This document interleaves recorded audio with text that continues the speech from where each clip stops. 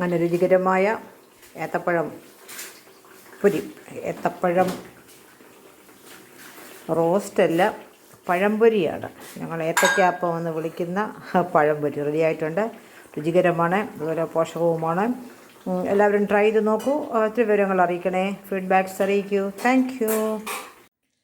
Hello, ഇന്ന് നമുക്കൊരു evening snack പഴംപൊരി ഉണ്ടാക്കാം. അതിൻ്റെ സാധനങ്ങളെല്ലാം ഒക്കെ റെഡിയാക്കി വെച്ചിട്ടുണ്ട്. അത് നോക്കട്ടെ. നമുക്ക് എണ്ണ ചൂടാകാൻ വെച്ചിട്ടുണ്ട്. പഴമൊക്കെ കട്ട് ചെയ്തു, ബാറ്റർ ഉണ്ടാക്കി. ഇനി നമുക്ക് വെളിച്ചെണ്ണയ്ക്കകത്തിടാം.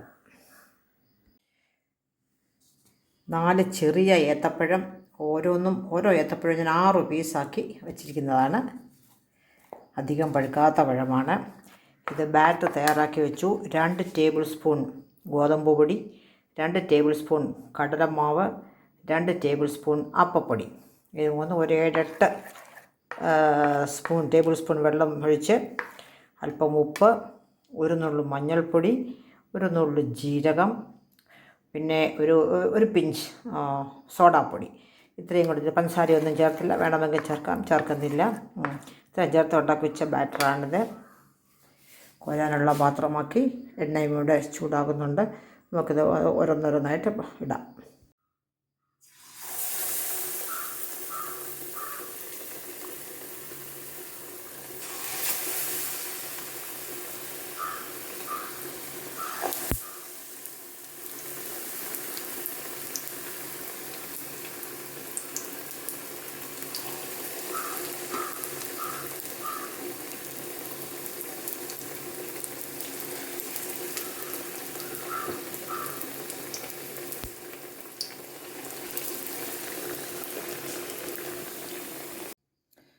ബാക്കി കഷ്ണങ്ങളും നമുക്കിതുപോലെ എണ്ണയ്ക്കകത്ത് മാവിൽ മുക്കി എണ്ണയ്ക്കകത്ത് വറുത്ത് കോരാം.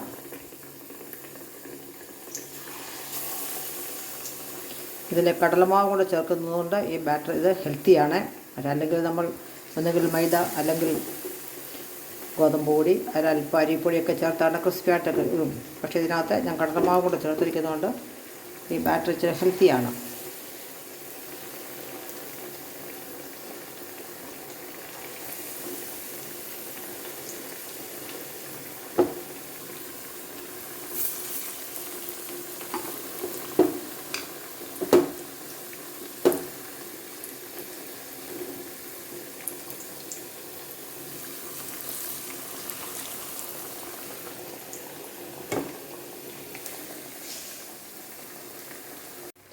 ഈ ട്രിപ്പും മുരിഞ്ഞ് കിട്ടിയിട്ടുണ്ട്. ഇനി ഒരു പ്രാവശ്യം കൂടെ ഉണ്ടാക്കാനായിട്ടുണ്ട്. ഇങ്ങനെ ട്രൈ ചെയ്ത് നോക്കൂ. രുചികരമാണ്.